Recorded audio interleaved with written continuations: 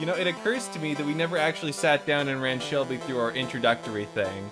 So the thing that we like to do around here is have a loose cold open, what's happening right now. Follow it up by, yeah, just a lot of futzing about, having a cool old time, being a couple of cool old gang members. And then we introduce ourselves by name. For example, I am Noah. I'm Shelby. Oh. And I'm Pie Guys 45. Very exciting to have all three of us together here in the room where we do our podcast, the one room. Yes, clearly. All in the one state, too, obviously. Yeah. Some of our keener-eared listeners will notice that there are three people yet again. There's another guest episode today. With us today, friend of the pod, Shelby, has decided that our pod could use a bit more culture and needs to get out of this nerdy nonsense, and has taken us into the wonderful world of art house. I think that by all accounts, I should have been the one to do, frankly. I'll have to send an apology letter to my video art teacher from back in undergrad. I'm sorry, Maura. I didn't mean it. We'll watch a John Waters film over the summer, okay? I swear, I promise. Who's John Waters? Not really that art house, if I think about it, but close enough. I don't know who that is. Very gay, very trashy, very obscene movies. Yeah, I was gonna say the exact same thing. Gay and trashy. He did a lot of work. You two know who that is. He did a lot of work with the drag queen Divine, the person who inspired the look of Ursula from The Little Mermaid. I did not know that. There you go. I did not know that was a drag queen. It was. Well, Ursula herself is not. No, she's just I gay didn't icon. I didn't know that's where the inspiration came from. Mm-hmm. We're not even getting to the subject of the movie. Yeah, which is a good. Let's bring it around to the subject of the movie. What is the movie, Shelby, that you've brought us here today as our host? Yeah, I suggested one of my favorite movies. It is The Tree of Life by Terrence Malick, directed by Terrence Malick. I believe it came out in 2011. Oh, okay. Very intriguing indeed. I don't think I'd heard of this movie before, and I know I've heard of Malick before at some point, but I've never really gotten a chance to see any of his movies, really get a chance to experience the Malick oeuvre before. So this is quite exciting for me. I couldn't tell you why. I think that it sort of occupies that sort of weird in-between, between, like, you know, low budget, no budget DIY art house and actual money mainstream. Like that weird has money is also art house, like Venn diagram that scares me. I'm always terrified whenever the art meets the money because I assume that something evil is happening in the background somewhere that couldn't be explained otherwise. Understandably. Or all the art gets taken out. That's the thing. If the art is still there, something else must be missing. And if you can't see it, there must be something horrible, deep, and incompatible with human minds. Yeah, it's your soul that's missing as the viewer. Yeah, there's something... Is it me? Am I the product? Is something happening to me? Is it my art that's being taken away somehow by the Brad Pitt art house movie? The fact that Brad Pitt and Jack Penn are on the cover of this. Jack Penn, Sean Penn. Jack Penn. Sean Penn, whatever. I'm not good with names, y'all. It's okay, I'll keep you in line. So why did you, as it were, catch this one? Yeah, so I caught it, ironically enough, in an art class at in my sophomore year of undergrad. Really? I was taking film in my sophomore year of undergrad, and we watched movies and then discussed them. And I saw this one in that class, and it really just kind of blew me away. It was really interesting too, because most of the class did not enjoy it, and I thought it was one of the most fabulous things I had ever seen. And a lot of the reasons they didn't like it were reasons I fell in love with it. What were those reasons? Yeah. So the intro, like the first third of the movie, which is the formation of the universe montage. They hated it. They were like, that was weird and boring. And they really didn't like the lack of dialogue. Mm-hmm. And so those were the things I remember that stood out to me as people citing them, that those were the reasons they didn't like it. There are definitely Which, I some mean, that's comics not, most people should never read. yeah, that's not an uncommon occurrence for me either, that there are reasons that people don't like things, and they are the exact same reason that I do like them. Always So makes I for guess really... that leads, if there was such a visceral reaction in your class, why did you decide to share this for the podcast episode? Yeah, interestingly enough, so Taylor asked me to guest host.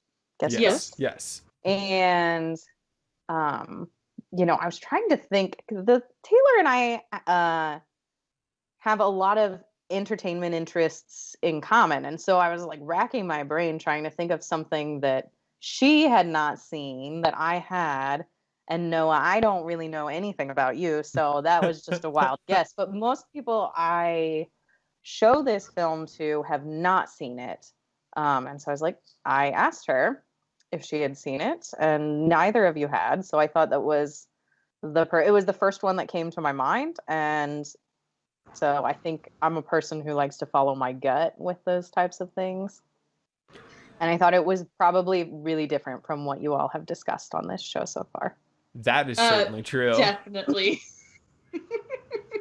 It was quite... And not in a bad way, it's just...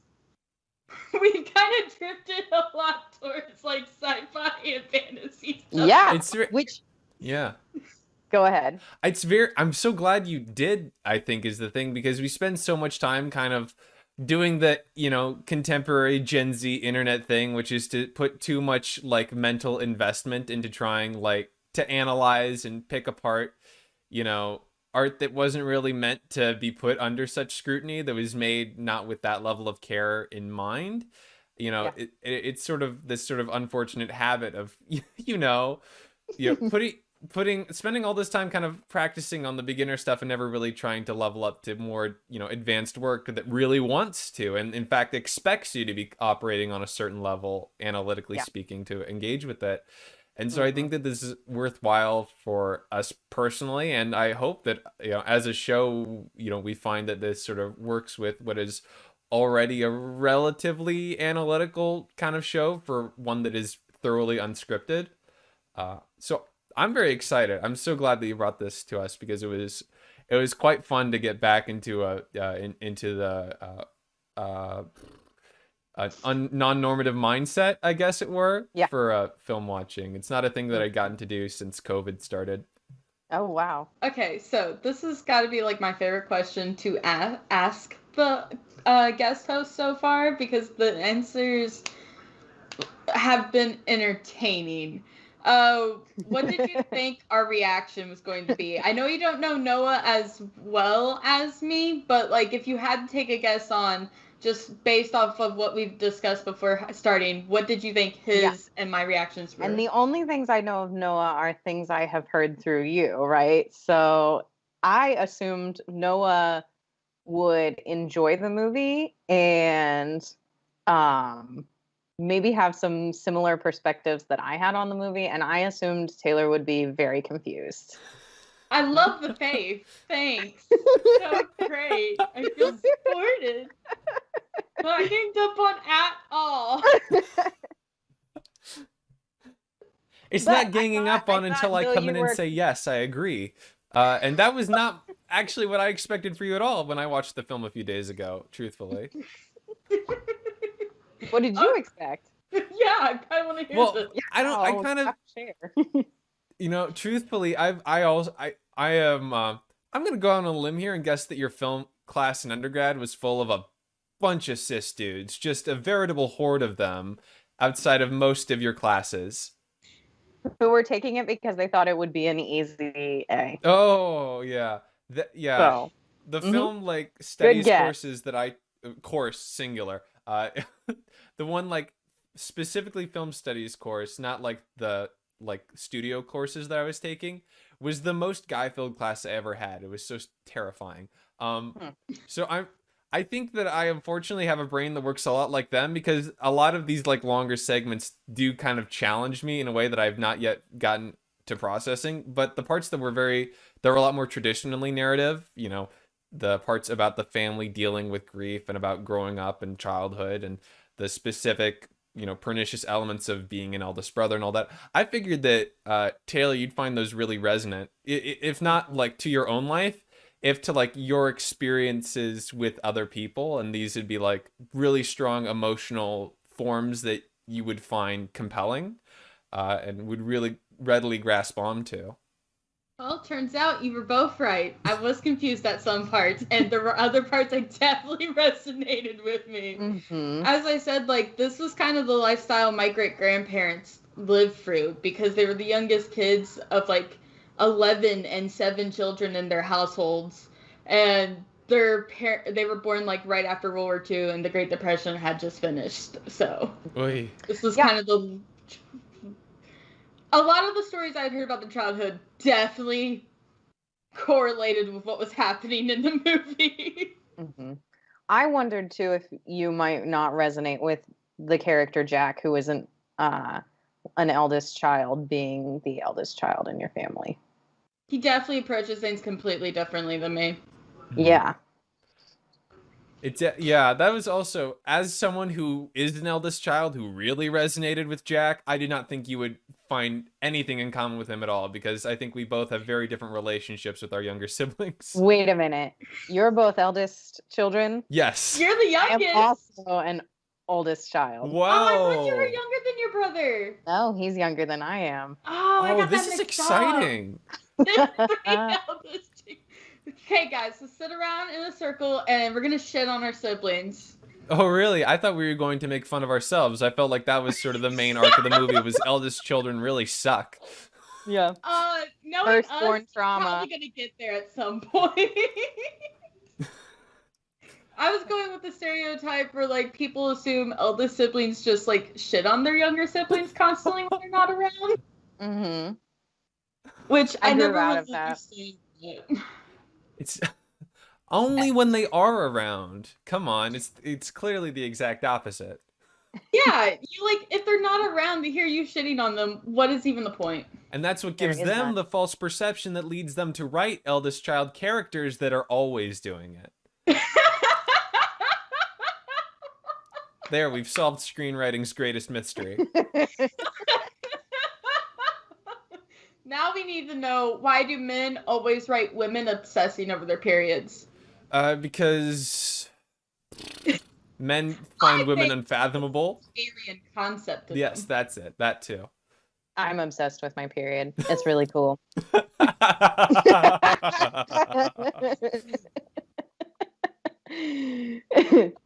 It's rad as hell. It's a bodily function that, tunes me in with the moon and the tides. Very That's pretty metal. yeah.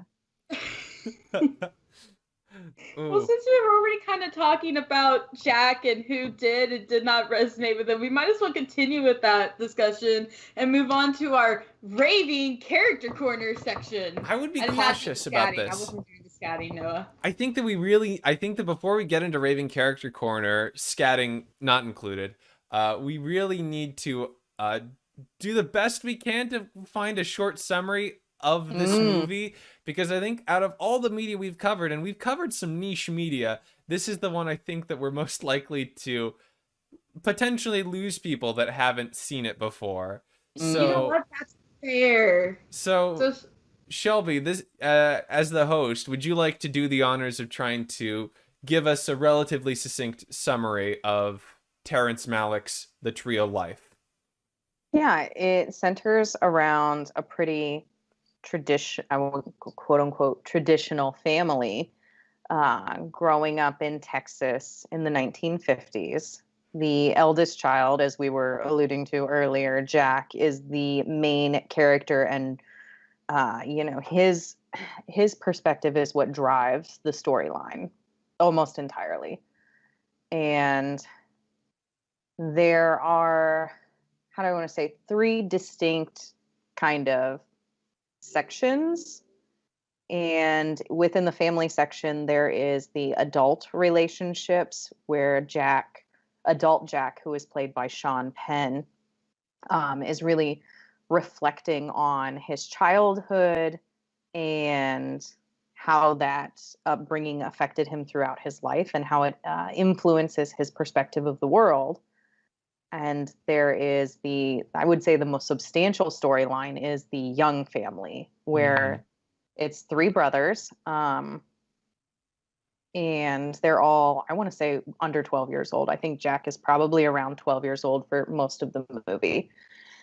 And then there is a father and mother played by Brad Pitt and Jessica Chastain. And then the most interesting and kind of maybe contentious part of the movie is the first third of the movie, which shows these really beautiful and kind of fantastical clips of the formation of the universe, and almost the line of like evolution of life on Earth.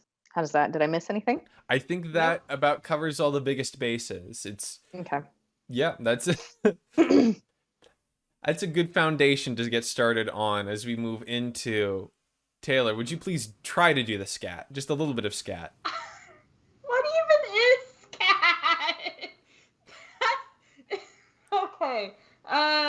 You don't want to know what I think. I think his shit when he says scat. Like, Yeah. animal scat. I don't fucking know. There's that. Close There. enough. Raving try. Character Corner, where we are talking about pretty much the central perspective character for much of the most like traditionally narrative driven elements of the movie, which is not by any means all or even really most of the movie, I'd say. Is Jack, the aforementioned eldest child in this small white middle America or Southern America suburban mid-century family. Mm-hmm. I said suburban twice, didn't I? They're very You similar. might have. I was honestly focusing on why'd you switch middle America to Southern America, because like they seem middle class, but then I realized you meant location. Yeah, geographically. Not status. So my brain was like focusing on that part of the sentence. Yeah, on the subject of focus, let's just use that as the lens here. Why is Jack specifically sort of the focus here of this movie? What does this afford us? Having Jack be the focus. What does it tie into here? Yeah, for me, some of the major themes in this movie, which I'm sure we'll dive more into later, are nature versus grace, mother versus father, right? And Jack is the child who is absorbing and how do I want to say, like holding these different types of energies within himself. And it creates almost this like internal dissonance in his character, both as an adult and a child. And because those are the main themes of the movie, I think it was really interesting to have that play out in a person. Definitely. I really felt like it was it would help me as I was trying to kind of follow along with the film to try and piece together what I thought were the episodes they were trying to build, and watching the twist and flow of the energies between what the film defines as grace and what the film defines as nature is a really good way to do that. At the very start of the film, there's like this sort of monologue from one of the many different voices that the film begins with, whispering in a tone that kind of later becomes inferred to be thought, but also kind of belief and kind of memory and how people kind of have defined themselves. Yeah, consciousness. A self that sort of transcends any real point in time. These sort of one of the voices mentions specifically these ideas, grace and nature, and they define them, grace being essentially the ability to approach life without care for your own desire or safety, being willing to take what is given to you and behave with grace about it, essentially, being willing to go with this sort of the flow of how life is going to treat you, whereas nature is driven by internal preternatural desires and a willingness to try and fight and strive and work to do what it takes to fulfill those desires that you've been ascribed to. And the film kind of, like, you know, like Shelby was saying, they manifest in the parents here. And it's in watching the ebb and flow of this parents' relationship that we see this come in. Like, you know, you have the father coming in talking about how he feels like life needs to be, you have to be fighting, you have to be rude, you have to, you know, take what you want because kindness, stand up for yourself, exactly, is going to weaken you. And then you have the mother who is not like that at all. Always live with kindness, always love everybody, always forgive. It's very, I don't know. It's And very interesting. For Jack, what, like, so I guess one of the ultimate questions of the character with Jack is does he embody one of those traits more than the other? And I think of specifically his mother and father tell him all the time, like the father is telling him that he is, you know, this strong, masculine, capable person, like, but also in certain instances demeaning him because he can't be those things, and almost demeaning his mother in the same breath, because those tender-hearted moments are the things that he has learned and inherited from his mother's character. And you know, it's an interesting dichotomy, and the verses in that is very strong. And his mother tells him, you know, he's sweet and kind. And so I guess I want to ask you both if you thought Jack embodied either one of those things more than the other. So my answer to that question actually ties into why I think he is the focus, and kind of leads into why I think he doesn't necessarily have to be. So I think out of all the siblings, it's very clear that the youngest is the most like the mom. He doesn't want to fight. He's the one who runs to her whenever something bad is happening. He's the one who gets out of the fights with his mom. And the middle brother doesn't seem to be a lot like either parent. He refuses to fight, but not because he doesn't want to. It's just because it's not interesting to him. And it's almost like it's because of a resentment of his father that he refuses to fight.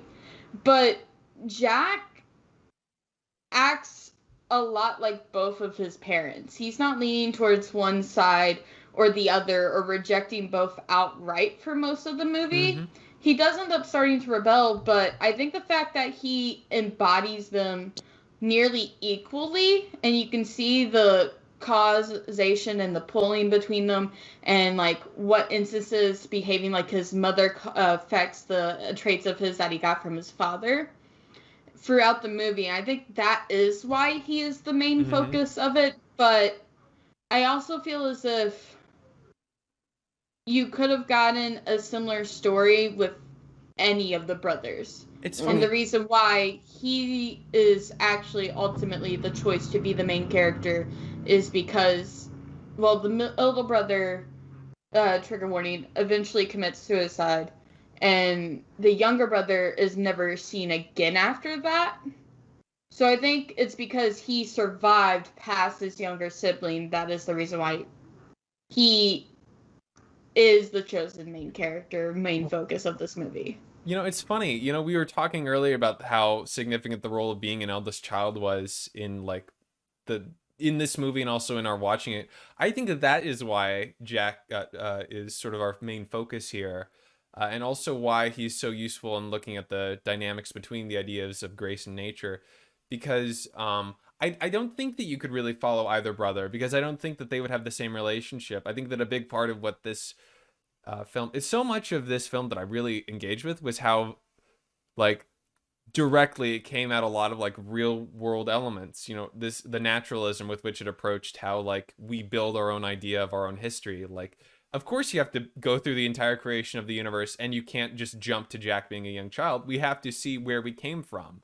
And so we have to build up a bunch of these tactile, sense-driven memories and a whole bunch of flashes and montages of him going from being, you know, a fetus to being a 12-year-old. You know, that's how you build a person. It's not jump there. It's here is a massive ton of memories that are all living on top of each other and continually growing as time moves forward. Anyway, one of the elements of that comes from that sort of focus from the filmmakers is that a very direct understanding of kind of what sets an eldest child apart from the rest of their siblings, and that is sort of the freedom that comes from being an eldest child, kind of an unacknowledged ability to, I don't know if define yourself is the right word, but you have a freedom of exploration that your other siblings won't. You're not being gazed at by anyone that isn't an adult, essentially. That you're not subject to anyone else's power in that same respect. You don't have, because you don't have an older sibling to exert that over you, and so you have that kind of level of freedom that they won't ever get to appreciate. And because of that, I think Jack's able to do what I think is his relationship with Grace and nature, which isn't really a unity between the two, but a desperate attempt to try and embody specifically nature. I think that the story of Jack is an attempt to embody nature because he is a guy, and I think that nature is kind of pretty heavily codified as masculine. So not only is his father trying to convince him to pursue nature, so are all the boys in the neighborhood, so is kind of a lot of these societal expectations, and he's trying to pursue it, but he keeps getting pulled back by the simple fact that Grace also makes a lot of sense to him and is associated with a lot of positive things in his life, and he can't. And I think that what defines Jack's story is the failure to make nature work for him in the face of Grace. I don't. You have a lot of good points, especially when looking at Jack and his relationship with Grace and nature. However, I don't know if it's freedom he possesses as being the oldest. To me, it feels more like restriction, because his parents are forcing all of these ideals onto him before looking to his brothers. Like, he is the test run. He's the one who has to go out and do all the yard work. He's the one who has to go out and help the neighbors get stuff done without them having to ask him to, because that is what his father expects him to do. That is what his mother expects him to do. But we don't ever see his younger brothers getting told to also do that. It's always Jack. He has more expectations on him. I don't think there's freedom in not having an older sibling to exert power onto you. If you have an older sibling who does, then yes, there is freedom from not having that. But I don't think having just adults looking down at him is necessarily freedom as much as it's constantly tests. It's just test upon test upon test and restrictions and looking where are the lines you can and cannot cross. And when the lines are so small, that's when he finally starts rebelling against them. But even then, he still doesn't have freedom. The movie starts with a grown Jack calling his father and apologizing for something he said that we never find out what it was. Yeah. I don't know. What do you think is sort of is essential to his relationship, having seen this movie a few times? His relationship to Grace and nature, to sort of these elements. And do you also think that his being an eldest is kind of essential to his relationship there? Yeah. So I have a few notes because I want to play off of what Taylor said, and I think that this might be a horrible thing to say. I don't know, but I think that with the firstborn, right, the parents pour so much time and energy into the firstborn in a way that subsequent children do not have, right? Because they are the sole, like they're the new thing. They are the only one who requires attention. And when you're a middle child or a younger child, you don't have that moment in your life where you are your parents only. And eldest children do. And so I think that's why we see so much of this dichotomy of nature versus grace. And I would like to reiterate for the audience that this movie plays with these dichotomies, but they set them up almost as equals: mother and father, grace and nature. And the characters of mother and father really embody that juxtaposition on this kind of dichotomy that Malick has set up in this movie. And so his relationship to grace and nature is a direct reflection of his relationship to his parents and the energies that they poured into him throughout his childhood. And Noah, you mentioned the introduction and the setting up of, the formation of the universe and how it plays into,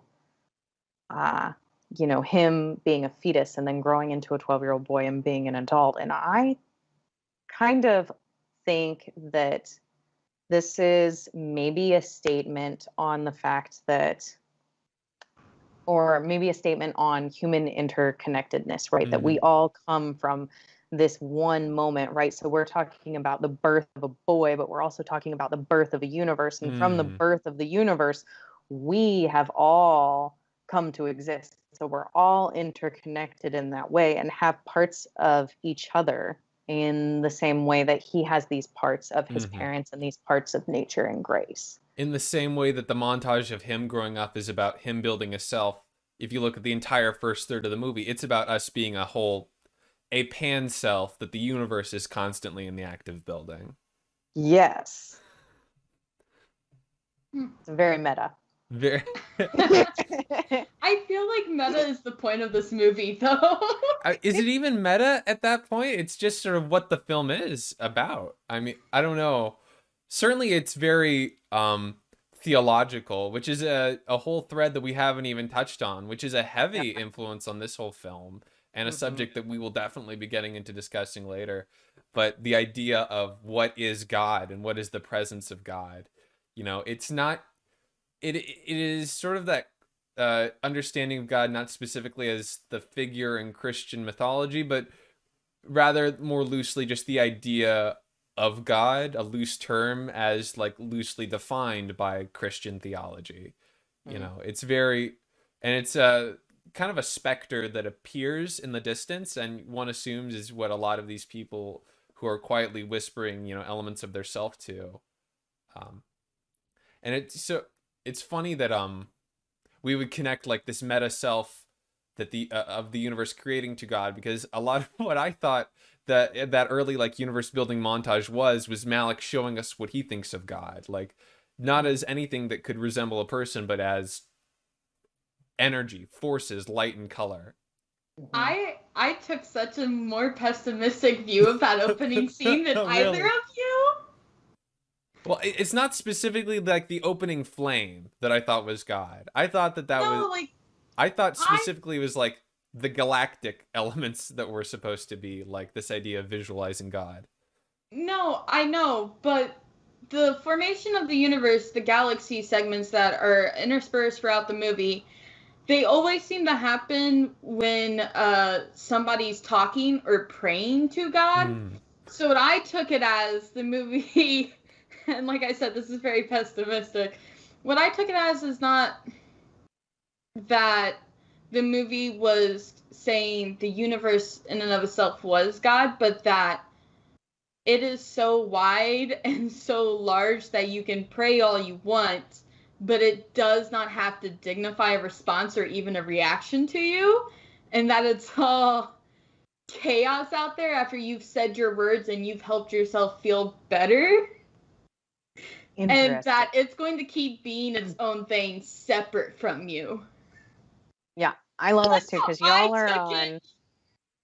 are on like two sides of my screen, right? And this is so interesting to me because Noah, you're talking about in my mind, like you're talking about God is nature. Taylor's talking about like God is chaos, right? And all of this fits into the movie really well for me because I think this is the bigger question that Jack is dealing with in the fact that is God grace, is God nature? And not just how are those things embodied in himself, but like what is God and how does that affect the meaning of his life? That's fair. I wasn't trying to say God is chaos. I was trying to say life is chaos. Life is chaos and God doesn't exist. And I wasn't entirely sure what the creator's stance on God was, so I wasn't going to say that God doesn't exist. I was just going to say the universe does not have to respond to you, and you can shout all you want. Mm-hmm. Which is kind of what I feel like the dinosaurs were there to reestablish as well, because So even... can you explain this dinosaur scene to us, Taylor? Okay, Oh, yes. so in the Just scene, for the you've audience, got 'cause the it's really dinosaur that looks like an interesting one. iguanodon, I think, or it's got a duck. It's a duckbill. It's not an iguanodon. I was thinking of Ducky from Land Before Time, because Ducky has an iguanodon's body but a duckbill head, so she's kind of weird. But It has the like dinosaur- the resonator cone. I thought it was like something Parasaurolophus related ish. this dinosaur who is not Ducky but kind of Ducky. Yep. Is like drinking and living its life, but it ends up wounded. So it gets dragged through the water and ends up wounded on a different shore. And there's this predator who comes, a raptor of some sort, not like Jurassic Park raptors, like an actual long raptor, but who comes along, and it looks like it's going to eat it because it's wounded and can't move. So the predator rests its foot on top of Ducky's face, and looks like it's about to chew into it. But at the last second, it lets go and walks away and looks back before disappearing. And then the meteorite that destroyed the dinosaurs hits. And it's like, it doesn't matter. It does not matter how you live your life, or even if others show you kindness, because in the end, the universe is gonna fuck you over and do what it does, because you can't stop it. Really? That was your takeaway? That's That was my interesting, takeaway, because that that's scene. not how I've ever thought of it. You can treat others with kindness all you want, and yes, that'll give them a few more moments, and that'll make life easier. But in the end, is that effect gonna last? I thought that was the question it was raising, because he tries to be there for his brother, and he's mean sometimes but kind other times, and he hopes the kindness outweighs the meanness, but his brother still commits suicide. So I thought it was a parallel to that. Yeah. It's funny. I kind of thought that it was a point about like the significance of kindness, as it were, or like of in the face of like, you know, like here is the one scene we get of this entire like geological era, just this small moment of kindness, and you can't even tell if these animals can even comprehend the notion of kindness, just that is the act that happens here, just a moment of mercy. And then K-Peg, you know, shows up, and I sort of, you know, I was struggling to process in the middle of all that, as I've said earlier, of the like universe creation sequence. But my like emotional takeaway on reflection is not that is a symbol of hopeness, but rather that is a symbol of, if nothing matters, then kindness is no less important, I guess, was my feeling. Was like, that doesn't that add to the value of this moment then? If we're all going to die anyway, then isn't there a significance to make, you know, to an expression of kindness when there's no need to? To be fair, I did totally say I took a very pessimistic view of it. I did preface that. I think that you might be nature and I might be grace somehow. Honestly, when watching the movie, we heard that dichotomy at the very beginning, and I looked at Daniel and said, I am a lot more nature than grace. Like, even when I was super, uber religious, I was a lot more nature than grace. There were several people I put above God when I believed in it. So it's interesting you all bring up this, like, the nature and grace dichotomy again, because this moment, the dinosaur moment in this movie, showed me how indivisible those two are. So like the movie sets them up as dichotomy, but are they really dichotomy, or are they just two parts of the same thing, like two sides of the same coin? It's like you need both, and maybe God is both grace and nature, just like Jack needed both his mother and his father in his life to create this kind of like cosmic balance.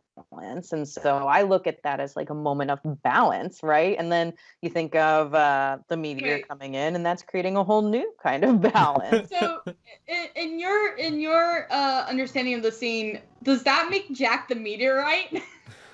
Mm. Because you said some kind of cosmic force that is created by both nature and grace. Would that make Jack the meteorite that hits that scene and changes everything? That kind of changes, if it's supposed to be a parallel showing both nature and grace interacting with each other and how they are inseparable, even though they seem different, then is that the effect he had on his parents' life when he was born? I mean, I would imagine babies come into a family like a meteorite. Yeah, Cretaceous Especially the first- Paleogene, line versus, a newborn. I think that one of these is going to be more devastating to me personally. It's a meteor, right? Oh boy. I think having that a younger sibling born when I was 16 years old was the weirdest experience in my life. I can't imagine. I really can't imagine. I think that if there is any equivalent in like the focus on Jack's family to the, to the KPG meteor, I'm just gonna keep calling that. I have no idea if that is actually the common vernacular term for that. He's just been calling it meteor, dude.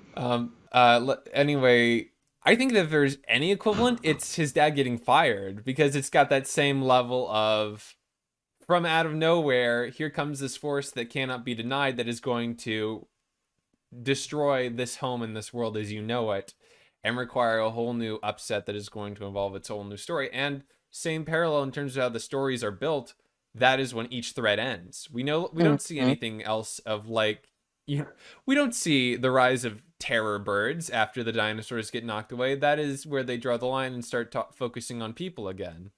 You know, and in the same way, that's sort fair. of where the film steps away from any strictly representational work with the family, and it moves into more of an emotional heaven-like space for the final few minutes. So, my only argument against that is that we do see at the very beginning how they lived after he got fired. We see that he has a new job. We see the new house they're in. We see that they seem better off then. So we already got it pre-established what happened after the meteorite crashed. What were those first moments for that we see the family, narrative? Like what?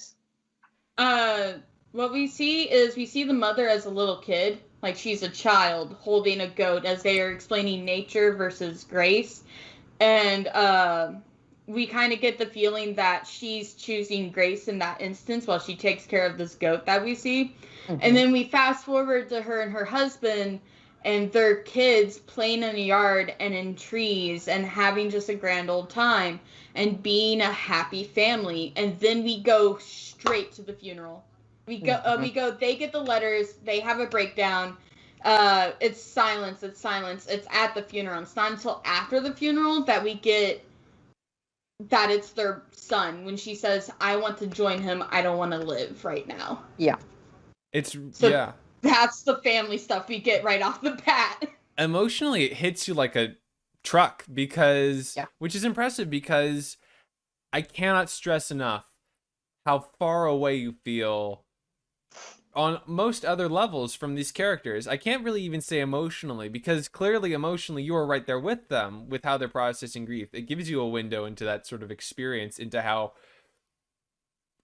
incomprehensibly horrible all of life and other humanity becomes when viewed through the lens of a grief like that. And yet at the same time, it is astonishingly, almost unsettlingly impersonal for like 40 minutes of movie after this. You don't get to know. Care if you understand. You don't get to know these people. You don't get to know anything about them, their specific history, their interests, their relationships with each other or other people. Just who they are specifically in this moment and what is happening to them. That is all that they are to you, and that is all that you're allowed to experience about them. And I have to assume that that's part of what makes it so real in some respects here, because there's no other baggage. That you say that like that made you feel distant from the family, right? Because you didn't get to see their bigger stories. Because in watching this film, I have always felt very like close and interconnected with the family, and I don't know if that's because I'm an emotionally driven person, because this movie has, I don't know, almost this uncanny ability to make you, to absorb you into those emotional moments with the family, even small moments and small, just what would seem like normal interactions for a family around the dinner table or playing with blocks in the backyard. They feel, there's like a heaviness to them, there's like a, I don't know, an They important. matter, even if they seem Yeah. insignificant, because those are the memories that stay with you for the rest of your life, even if you have no idea why they do or what they meant. It feels like there's something happening in that time that you need to remember it, and your mind never lets it go. It almost feels nostalgic to watch this Yeah. movie for me. There's definitely that, I mentioned it earlier, just the sense that this movie is built not to resemble how movies are traditionally done, but rather how people are traditionally done, how you build your own self out of your own memories, and the same sense that there's really no beginning to you as a self, because that's just not how the human brain is constructed to work. You're always connected to a weird eternal void at the back of your memory, because that's where what you do remember and what you've misremembered and what you've been told come together to form a mythos that you've built for your own kind of start. But your actual like true memories of who you are have no start. They just are. And in that same sort of respect, this movie has that sort of same arc of like, things are, and they are immense and incredible until they become specific enough to be called a person. So, you guys were just talking about how close or not close you felt to the family. And I guess I'm the one in the middle on this, because there were some moments I felt really close to them, and then other moments, specifically when it was focusing on Jack as a child, away from his two parents, where like I felt distant from the movie itself, but not from Jack as a character. Because they felt realistic. They felt like, yeah, of course a kid will do this. Even when like they start being really cruel and like breaking out windows, taping a frog to a rocket bottle, like really just awful shit. There are kids who do that, who have no other way of acting out or establishing control over anything else. They go out and they do stuff like that. And I could relate to his emotional state that would drive him to that point, and even how he clearly doesn't want to do some of it, but he needs the status among his friends in order to continue to feel as if he's in control, so he does it anyways. And that was very relatable, even though I did not feel close to the movie itself. Those are instances where like I felt close to that specific character. There's a specific characterization of Jack. Now, have I ever done anything like that? No. Have I definitely broken windows? Absolutely. But not any of that shit with animals. I'm just saying, I can understand the emotional state that he was in to drive him to that point. Yeah. That was a lot of my same experience too. A lot of those, like, in that specific episode, again, doesn't feel like the right word, chapter, where memory. And they're speaking specifically of a scene where all the neighborhood boys get together and are being like cantankerous. It almost has a vibe of like boys will be boys, quote unquote. And I'm saying that in an ominous tone because the scene itself has a bit of an ominous feel. Boys will be Lord of the Flies, Yeah. Boys, and they break out windows, like Taylor said, they strap a frog to a rocket and, are committing animal abuse. And when they realize the frog is dead, they start shouting, it was just an experiment. We didn't know. We didn't understand. But they did. They just didn't think that far ahead. And I don't know if you all remember the Jack's brother who ultimately commits suicide, his reaction to those moments. He hated them. He hated it. He hated every part about it. And I don't even think the youngest brother was there. I think the youngest brother was left at home. And I don't know. I kind of think that plays out a lot in the movie because we haven't really discussed. I mean, I know we're technically still in the character corner. We've like left character corner. We're like in we've Did really You Mean That? We've come so we've far really out. seamlessly segued. This is but the if art we- house episode in terms of what we're talking about, in terms of how we're talking about it, kids. Yeah, we're gonna loop around Yeah. and interconnect. But can we talk for a moment about Jack's middle brother, the one who does commit suicide? I would and really his love to talk about character? this brother. Okay. Yeah. He's interesting to me because Jack is constantly dealing with this grace versus nature, and I felt like the the middle brother really embodied grace most of the time in this movie, and he did it very effortlessly, which it seemed like Jack struggled with throughout the movie, throughout his childhood, even into adulthood. And so I think this is why we feel so intensely about the grief of losing this brother, because he is portrayed as this stereotypically good Mhm. person, a tender-hearted person. The artist who played, he ended up playing classical guitar, and he was always just very sweet in this movie. Yeah. I actually got a different understanding away of him. Oh, yeah? Because while I was watching the movie, it felt like he came off as grace a lot due to the fact he was actively trying to reject nature.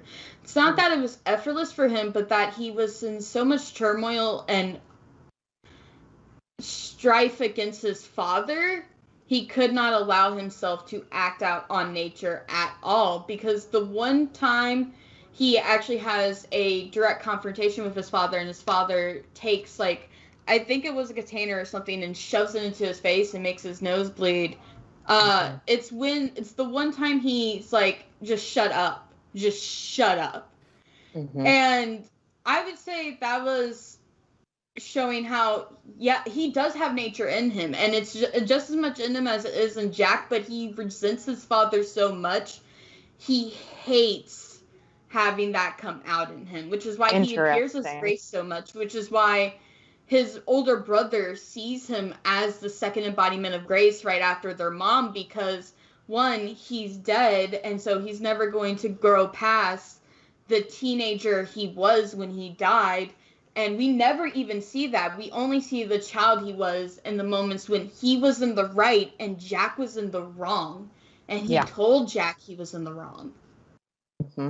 So I kind of I wonder how much of that is him actively rejecting his father, and how much of it is effortless, and how much of it is Jack's nostalgia for him, refusing to let him see his brother in any other light. Mm-hmm. Because this is all adult Jack looking back. The whole movie is in his perspective. Yeah. I don't know. I think a lot of my reading of the middle brother was sort of seeing him essentially as being kind of the other big force of grace in Jack's life, and being that in part because of how much Jack was trying to perform and force everyone around him to perform this sort of nature / masculinity / it connects to a lot of things, especially the scene where he's trying to get him to fight. That resonated on a number of levels, not just with the core philosophical concepts the film wanted to talk about, but just also me as a older brother whose next sibling is also a boy, and having essentially being in moments that, but I could say this for most of Jack, was maybe I never was in that moment, but I have been in moments that felt like that. Yeah. It felt a lot of these moments where it felt like the movie had broken into my bedroom and gone into my closet and was pulling out, all of my skeletons to show me specifically. Things that I hadn't considered about who I was and how my, position as eldest child had affected me, and also how it, had played into my siblings. It was very revelatory. And part of that was looking at the way that in trying to in an effort to recreate what he's been taught and the adults around him, Jack goes out and tries to force his brother to also try and perform nature. He also forces him, come on, fight me. Do you want to fight? Let's go run. Let's do something like this. He's trying to embody the same sort of leader, natural leader role that his father does in his life. And he just, Stereotypically yeah, masculine. yeah, stereotypically masculine, and it keeps falling flat on its face for two reasons. One, his little brother doesn't have to be like scared of him really. He doesn't have the same strength and authority that his dad does, even though he does have strength and authority over his brother. It's just not the same. And the slightest bit of pushback, I don't think he knows what to do with that. Like, Yeah. because he's never been able to give that to his father, so he's never been able to see what nature's response to that should be. So he just collapses. He has no idea how to defend this. He just knows this is what it's supposed to be, and that's sort of what is kind of the hardest conflict for Jack. I think the biggest source of it is that he doesn't know how to justify any belief that's put into him because he's never able to really see any pushback, which is why grace is so hard for him to fight against, because it is just the embodiment of not letting anything stop you, essentially, no matter how hard or rough. Even though nature is supposed to be about fighting and forcing change on your own terms, it's grace that's able to be invincible. Interesting. I like that you said grace is invincible, because when I showed this movie to my mom, who is very, I would say she's a pretty religious person. She pointed out to me too that, in the movie they show nature as being like strong, but that grace is the true strength, and that like even though the father has he's borderline a bully in this family, the mother is the one with the true power. I feel like there's a moment in the movie that perfectly embodies that point exactly. When it's after the fight, the father yells at the mother and says, "You've turned them against me. You've ruined our relationship." And she's like, "Well, how do you," and like it cuts away. It looks like there's a scene where they were talking and then it cut that out, because suddenly she's just standing next to him at the table and tries to shove the same thing he shoved in his son's face into the father's face, and she just goes, "How do you feel?"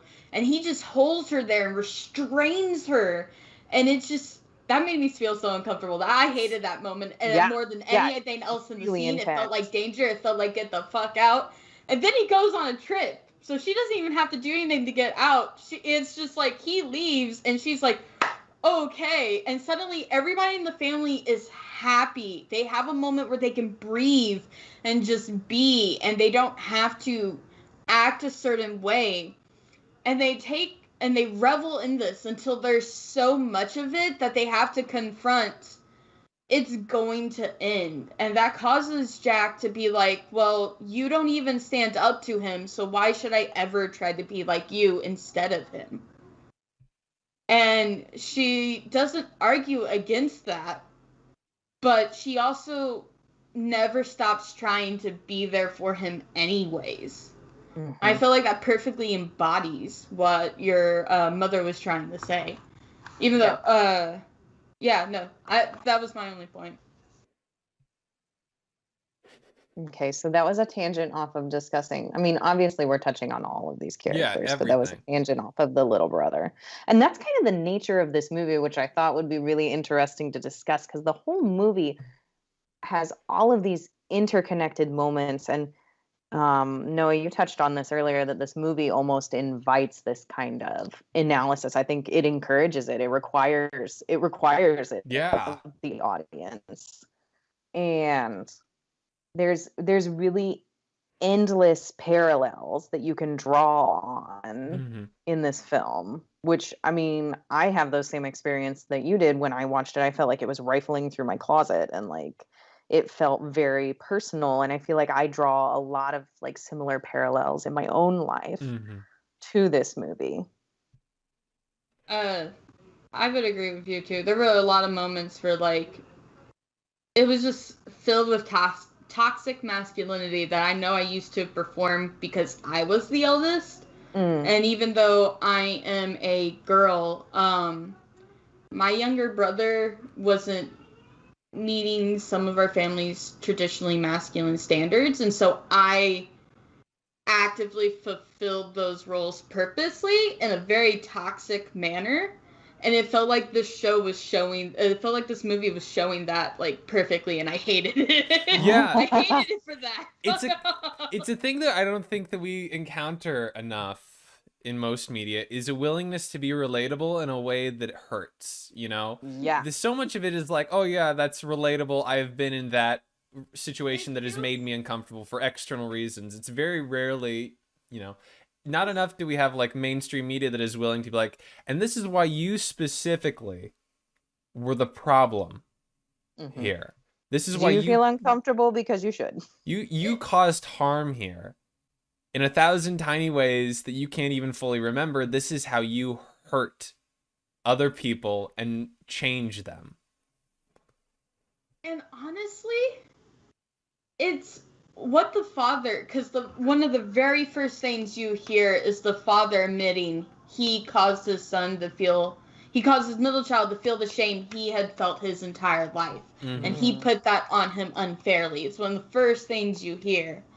And it's just, it's like the whole movie's trying to point out how everybody does that. And even if you're not as like aggressive or as much of a bully as the dad in the movie is, you still have the power to do that to other people. Like, it is still perfectly possible, and it's a natural thing. It's not because you're obviously a horrible person, but because everyone does it in some way. And there's different extents, and there's different ways you do it, and you may never know all of the effect you had on anybody's life, but you do cause an effect. I didn't want to repeat the word, but I couldn't think of anything else. Yeah. You know, it's oh, we're playing fast and loose. While we're on the subject of like the father's relationship to the middle child, I guess now is as good a time as any to start to incorporate elements of how this movie is so astonishingly autobiographical about, you know, Terrence Malick, the director, specifically, because this is you know, in a lot of respects, this is very directly taken from his experience. He was the oldest of 3 brothers. He was growing up in America at this time period. And he did have a younger brother who was into classical guitar, and not just into, he trained with Segovia in Spain, which, what? I'm just, kid must have been either really good or had a bunch of money or both. I'm just, Segovia? My gosh. Anyway.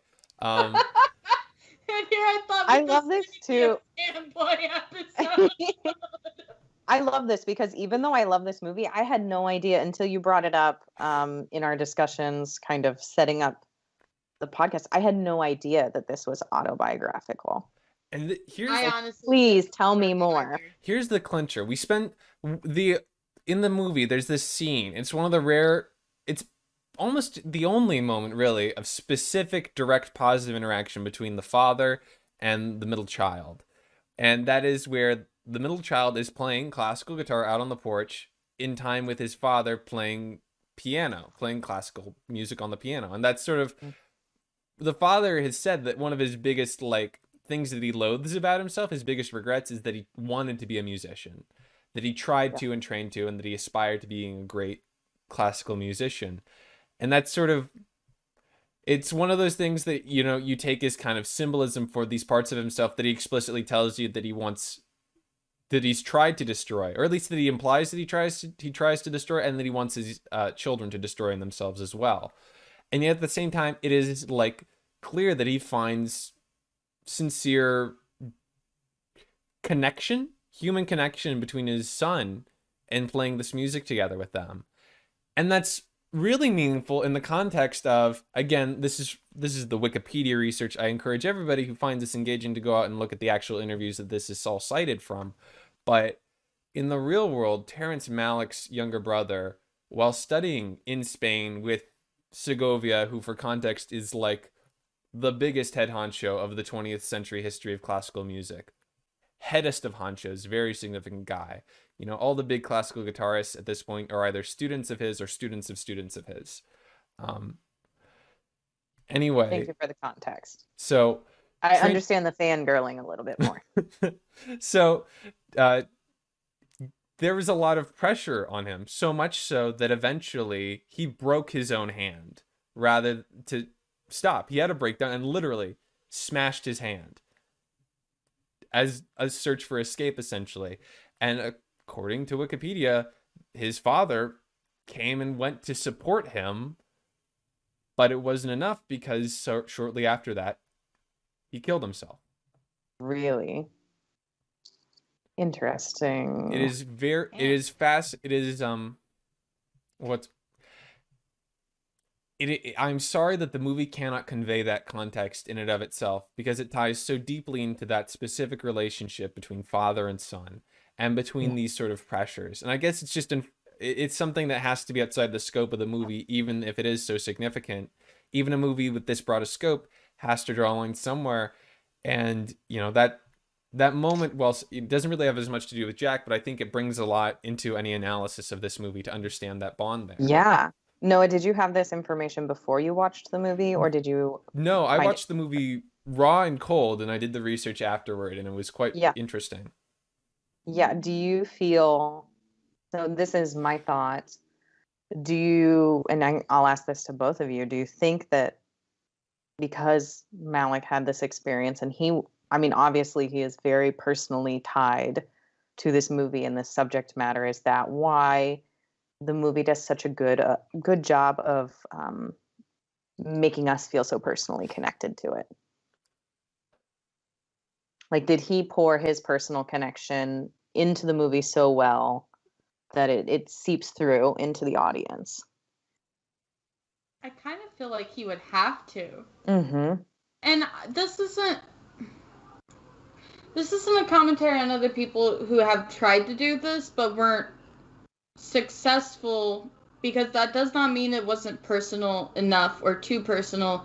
I feel like this was written, and I feel like the script for this must have been written in a very specific mindset, because that is what would be needed to get this all to come across so naturally, while still being such a big production.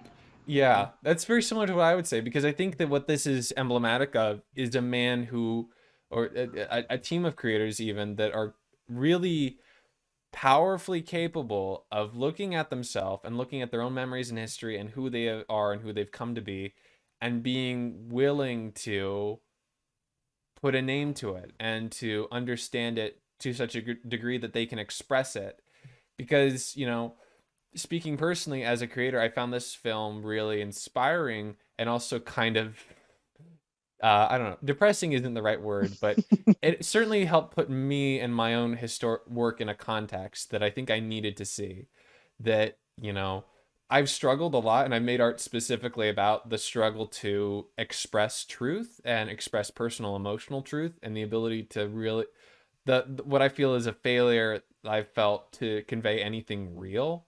And I think that what this film kind of shows to me is that it is entirely possible to do so. You can convey, you know, a certain kind of raw reality to an extent, but you have to be willing to look at yourself and your own history with the kind of cutting critical lens that, you know, we are demonstrating towards a film. You have to be able to do that to yourself, and then do it so you can reverse engineer it enough to share it and share that experience to someone else. And that is a daunting, a daunting prospect, to say the least.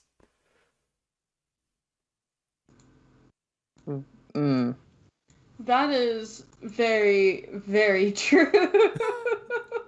I wish I could say something more profound to that, but like, I don't know. I feel like anytime you're trying to do something creative, there are states of mind you enter, and specific projects can bring them out in you, but also sometimes it's just things that have happened to you that you are confronting and dealing with in that moment that just makes you not entirely a different person, but so different in that time. You're able to approach things in ways you never could before.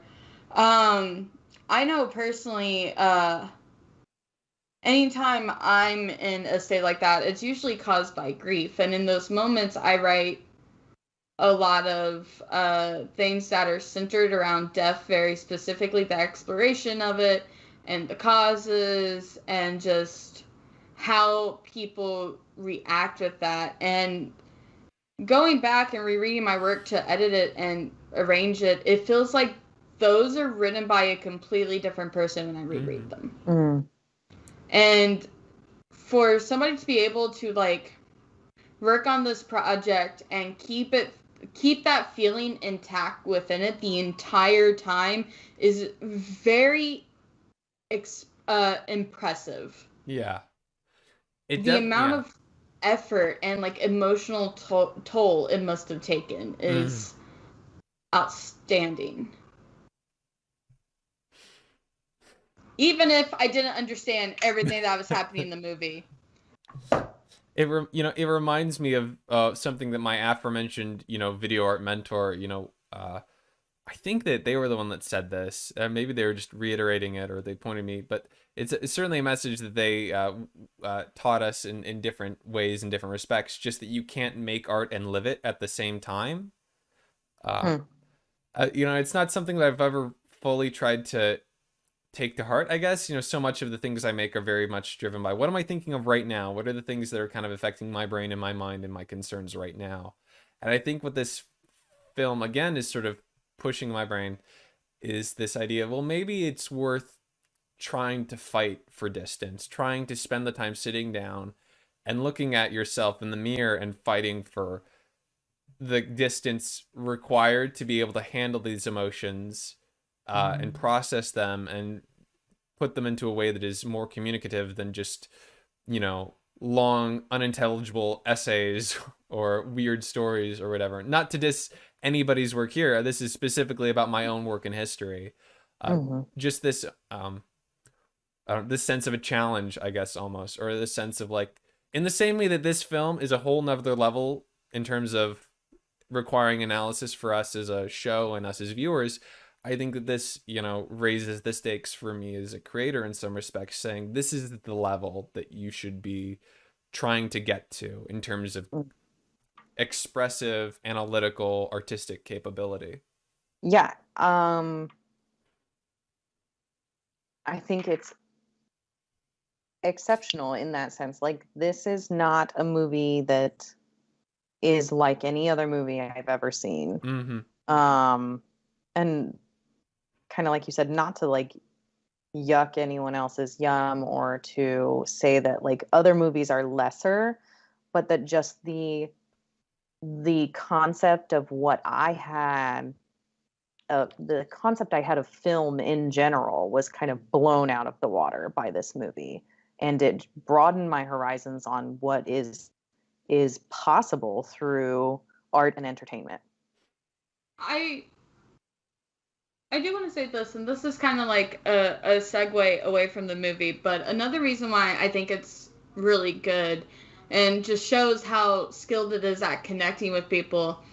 I didn't feel isolated from anything happening within the movie because of the religious aspects of it. And like, I used to be a very religious person. I no longer am. I'm an atheist. But usually when stuff has a lot of religious context in it, it almost like pushes people who don't hold the same belief away and out for not having the same belief. And it feels like this movie is not, while the characters in it are religious and everything within it has a religious context, it's not going to drag you or put you down if you're not. You're still able to come away from it taking out certain themes and noting certain skills. And did I feel like all of the cutaways were necessary? No, I didn't. But I can definitely see how certain ones, like the dinosaur and the galaxy bits, work well with it. I do not think you needed all the lava stuff or the clouds, but Oh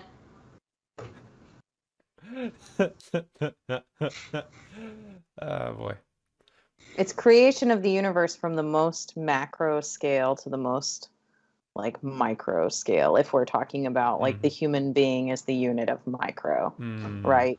Because it starts with the formation of the universe, and then the formation of Earth, and then the formation of living creatures on Earth. And ultimately, human beings. But see, the volcano stuff happens after you've already gotten the other scenes. It like literally cuts away from the family and then shows space again, then shows a planet made of lava, then shows a volcano on our planet with smoke like suffocating the fires of the volcano to clouds. It's like, I think it's like looking at my like, I had to go to a different note-taking space for this film. I had to go back to my, back to like the notes I was taking for a bunch of art films that I was reviewing as part of a film festival. I had to go back to that sort of free-form thought notes, and part of that includes a lot of keeping up with the images. And it looks like those are like right around the same point that is, the start of what is sort of the second batch of these big montage elements, the one that kind of culminates in the creation of the universe and life. So that, I think that one, it's right immediately after like the grief sort of starts coming up, but it is sort of the beginning of the Earth specific montage. It's like, here is the primordial stew that we all talk about just before we get into cells and then jellyfish and then. See, I thought maybe it was supposed to represent like the different stages of grief, like anger, and then how your sadness will take that anger and choke it out, because the smoke very clearly is like stopping the volcano from erupting any longer. Interesting. So that's how I took it. But then it went to clouds, and it kept going. And after that, like not 5 stages, because there's a lot more than that, but the stages of grief explanation didn't make sense to me anymore. And I guess it's a disconnect for me, because I didn't realize the galaxy stuff at the beginning was the formation of the universe, instead of like, hey, look at everything out there. Now look at you. Yeah. You small, insignificant being. The second one is definitely a lot more specific about there being a progression, because it goes eruption to ashes to tar pits to cells, jellyfish, dinosaur. Before dinosaurs, they have like hammerhead schools, and then veins, a fetal heart, and then it's like clearly an avian fetus of some sort. They actually have a dinosaur that looks like the Loch Ness Monster, and then they go to the hammerhead sharks that look like they took a bite out of the dinosaur. They do have the plesiosaur before the fetus. And then they go to like modern animals and the fetus, and then go back to dinosaurs later. I was so confused. I hope you'll forgive me for trying to begin to wind things down here, because our freeform jazz, you didn't catch that episode experience, is starting to run a bit slow on time, short on time here. So I'm going to, if anybody has any other main points we want to talk about, speak now. Yeah, I just want to mention, I want to discuss one last point with you all, and I think it's a perfect point to end on, because I wanted to discuss the very end of the movie. And the very end of the movie, after we have experienced all this grief and turmoil of a young family, all of these emotions, and it's kind of like a roller coaster to go through. You feel almost like tired at the end, and like personally like probed. I don't know, like it touches you in weird ways, and it touches your soul in weird ways. And the end of the movie shows the entire family back together with adult Jack, Sean Penn, walking on the beach with his family as he remembers them in the 50s. If I'm remembering correctly, you'll have to correct me if I'm wrong. No, you're right. Okay, and the whole family is together, and they are all happy. And it's they also are got walking the on the beach, kids in the neighborhood who died. It's got the kids in the neighborhood. It's got it's got most of the characters from the movie, and quite a few people are walking on this beach with this family.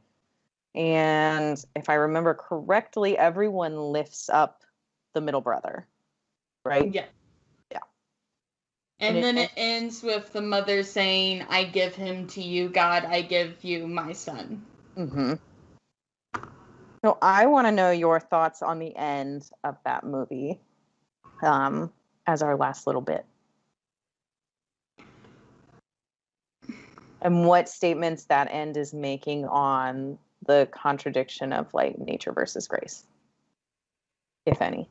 So I don't know about comments on nature versus grace, but it did very much feel as though I was unsure if this was Jack is dead and is now joining all of his relatives in this afterlife sort of state after he's gone on this mental journey of everything, because his mother grabs his hand and it's older than what he is. Mm-hmm. It looks older than he looks.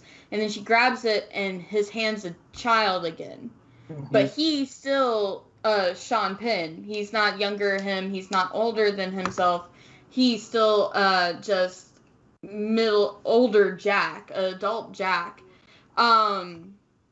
So that made me wonder if it's not so much him crossing over, but him mentally saying hello again to all these people, because throughout the entire movie, there are moments where young Jack's voice comes through, like, they're lying to you, they're trying to hide away a part of yourself, they're keeping secrets from you, you have to come and find me.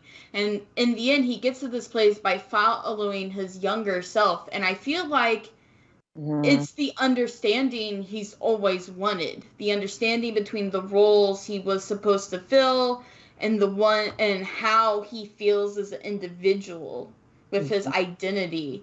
He was struggling at work. He didn't feel like anything felt the way it was supposed to. And I feel like in the end, this is him emotionally coming to an understanding about who he is as an individual. Okay. I think I really struggled with this scene in a lot of respects. I think that I processed it not in terms of any happening. I like a lot of your interpretation, Taylor, about this being sort of the resolution he finds. And I think it makes a lot more sense than sort of where I was at, which was seeing this as sort of this, in the same way that the lines that are whispered in, into the ear of the viewer aren't really set in any specific point in time. I felt like this was sort of this pan-temporal moment that was being played out for our benefit as viewers of a film.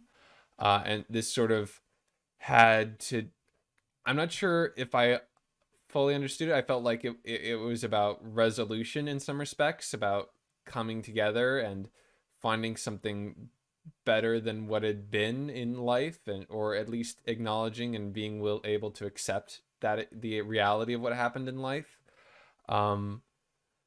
If I try to, when I'm trying to put it into this grace nature dichotomy, I can't really put it in a way that I feel is satisfactory, because if I was making this film, which would have been a terrible idea, I would have had this scene be about the ultimate inseparability of the two, and about how both concepts are ultimately just part of everything, and not in a like one is part of the other, but rather the world is even bigger than these two concepts themselves. There's more to it than just action and the ability to process that action. There's so much more, and these are just two small lenses into a larger, multifaceted thing. Rather, my experience of the film, of this ending, as I try to look at it through those two, I can only see it as the ultimate conquest of grace, as grace being kind of the ultimate necessity here, because it feels like everybody there, especially the dad being there, kind of embodies that. Like, you cannot find acceptance without grace. You cannot come to peace without ultimately finding this grace within yourself, without ultimately being able to come to terms and accept because that is what defines grace, isn't it? Ultimately, coming to terms and accepting things as they are is not of the nature of nature. It's what is the essential element of grace. And so I can't see it as the culmination of the two. I see it as the ultimate acceptance of one over the other. It is interesting how the movie starts with the mother talking about grace and how she wants to embody grace and choose grace as the nuns taught her to over nature. Even though she's very much in a setting of nature, she's taking care of animals, she's in the middle of this like countryside, she's surrounded by nature, and in and of herself is nature as a child. But the movie ends with the mother in this light with both her younger self and what Daniel was guessing was supposed to be an angelic woman behind her, and it's almost like she has completely turned to grace away from nature. Mm-hmm. But that's more like the journey of the mother and not as much the journey of Jack in that specific interpretation of it. So I guess that really doesn't play into like the nature versus grace dichotomy when it comes specifically to him. But that is how I viewed it with the movie, which is why I was kind of surprised the mother wasn't like I'm surprised we didn't get more from her viewpoint, aside from seeing her children being born and such. That did, yeah. I mean, at the risk of starting a thread that deserves to be the subject of more discussion, I think the biggest failure of this movie is that in framing it as the memories of a man remembering a childhood and the world as of a childhood as remembered critically, with an adult's critical eye, it still ultimately fails to capture the full humanity of the mom, which is, which is, the kind of the pinnacle of this whole like of the failures of a lot of what this family is. That they are not just sort of generic; they are very specifically an American white suburban heteronormative family, and a big part of that family is that mom can't be a person. They have to become this transcendent symbolic figure. That's why there's so many shots of mom standing wistfully by the side of the street waiting for son to come home, or in the doorway. And there is humanity and specificity and personality and conflict there. But we've all kind of touched on, I think, this sort of ultimate failure to explore her perspective as fully as the men. I kind of wonder if that's purposeful. Mm-hmm. Because I kind of wonder if it was an eldest daughter, would we not get to see more of the humanity of the mother versus the father in this time period, in this setting? I think again, it doesn't excuse it, but it does feel like, why would the son care enough to learn about his mom as a human being when he knows more than he would ever want to know about his father? Yeah, I do have a suspicion that it was intentional. And I think part of the intentionality in it is that, like, I don't know how many of you, like, if you all have this experience, but as a child, like, my mom was kind of this like unknowable, subtle, soft, powerful person. And so that was very interesting to me that, I only began to recognize my mom's humanity in adulthood because she was just this kind of, I don't know, like transcendent being. Like she was the mom. See, and I had the exact opposite experience where, as the eldest child in my family, I had a lot of responsibilities normal children don't usually have, and what that led to is I saw the humanity in all the adults around me and their flaws as well as their good traits a lot more openly than other children did, and I had stories from generations ago of people I have never met, and ideas of them as fully fledged people from those stories, and people venting to me about things, even stuff they shouldn't have. So in my eyes, adults were never above me. They were just other humans struggling alongside me. Yeah. And that's just how I've always perceived the world. Nobody should be above each other because we're all just struggling through this shit. Yeah, I can see both of your perspectives on the end of this movie. And I do agree with Noah that it is about kind of the success of grace, but I think it's also ultimately, like Taylor said about Sean Penn's character, adult Jack, accepting that he is both nature and grace, and ultimately, but ironically enough, that it takes grace to have that kind of self-acceptance. Yeah. I don't know. Maybe I can do like a little wrap up. For the audience, I encourage you all to watch this with people in your life, people you like to have deep conversations with, because as you can tell from just our conversations, there is endless discussion to be had from this movie, and it's personal, and I think it can be uncomfortable, and it forces growth, which is not something we see a lot from media.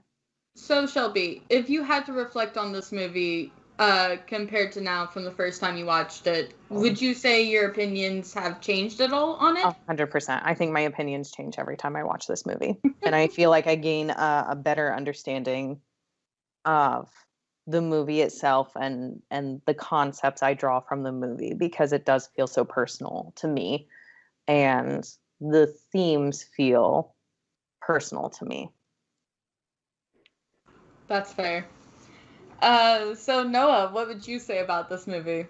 I would say much the same. If you have people in your life that like having these discussions with, this is a great movie to watch with them. Also, I wouldn't discount just making this a movie to watch on your own, especially if you, like me, are not someone that challenges themselves enough with media, because this is a movie that is meant to challenge you and to command, a lot of more of your mental faculties, and is ultimately, I think Shelby put it really well. It forces growth. It is a movie that is designed to really make you process yourself and start a conversation with yourself about becoming a better human being, which really scares me, because that it speaks to a capability in art that I kind of almost dismissed, that I'd almost lost faith in, to truly be able to intentionally, not just accidentally, not just on a whim as part of a character choice that you made for some or other thing that wasn't as significant to you, but by your intention, by your own introspection and force of creative skill and a willingness to be personal and be open and be sensitive and make risks, to force your viewer to have these critical moments and thoughts and a change. And that's scary. Yeah, terrifying. It's actually a horror movie, guys. The horror is the reality of existence. Yes. See, you all came around to my pessimistic view. That's what the movie was telling us all along, guys. I didn't misunderstand that beginning. There was no confusion. There was no confusion. I just saw the truth. So, Taylor, do you have any last words that you want to put in on this? Want to put your stank on this? I really enjoyed this movie. I feel like I would have enjoyed it more if I had watched it at a different point in my life. But I'm not gonna lie, because I am also experiencing grief at the moment, and I've lost one of the most important people in my lives recently. I was purposely disconnecting myself from this movie a lot. I was still able to appreciate it and enjoy it, but there were some aspects of it I was just personally not ready to deal with. Yeah. So if you're in an emotional state where you aren't ready to confront those yet, maybe the movie is not for you, but I would suggest you give it a shot when you're in a better mindset. I did not regret watching the movie. I did really enjoy it. I just feel like I'm going to be able to enjoy it more when I rewatch it at a later point in my life. Yeah, thank you for sharing that with us, Taylor, and being vulnerable, because that's something I didn't even consider. Yeah, it was I had some concerns. When I watched this movie, several days ago, I don't know. Would you be comfortable with me sharing this?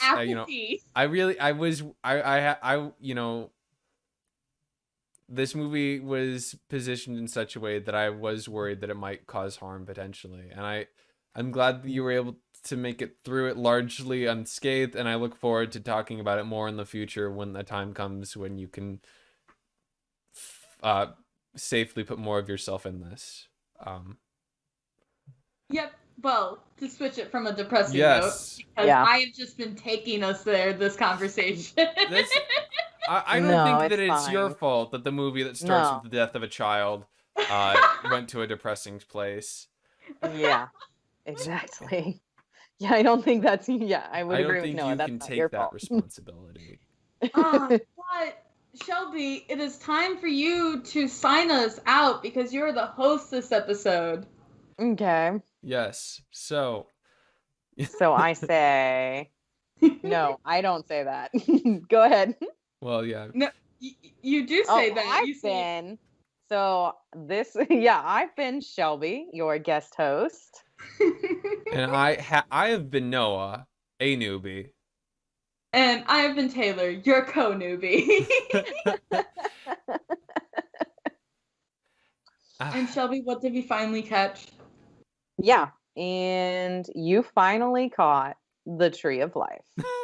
Which, surprisingly, the only trees in this are, like, right before it cuts to a different scene. You know, it's Every funny. time it's cut to another scene, there's a tree at the beginning of it. Then you've got another memory. There is apparently, and I'm sure Shelby's noticed this and we haven't, a specific tree that is the central tree that is in their yard that they spend time climbing. There's significance to this tree because in the production, they had to pay a bunch of money to get that tree there. They like dug up the Holy entire shit. fully grown tree and moved it to plant it in that yard for The this tree. movie. I mean, you gotta love their dedication. They had money and art, and it scares me, and now it scares me because also it can be good and not just horrifying Lovecraftian. Ah. Thank you so much for being here, Shelby. This has been a blast. Thanks for having me. I very much enjoyed my time with you both. And the audience. Thank And you the all. audience too. Can't forget you guys. We have such powerful, very real, not parasocial relationships with every single one of you. And I hope you keep that in mind when we eventually open a Patreon. All that being said, we've all been ourselves and you've been yourself. Thank you so much for watching. Catch you next time. Thank you for watching the video. If you liked our discussions on the Tree of Life movie, please subscribe to support our channel. Likes are wonderful and greatly appreciated too. If you want to see these episodes get made before they go up on YouTube, you can find links to our Twitch channels in the description below. We record the episode on both channels at 9 p.m. EST on Tuesday nights. So, have any of you ever seen the Tree of Life?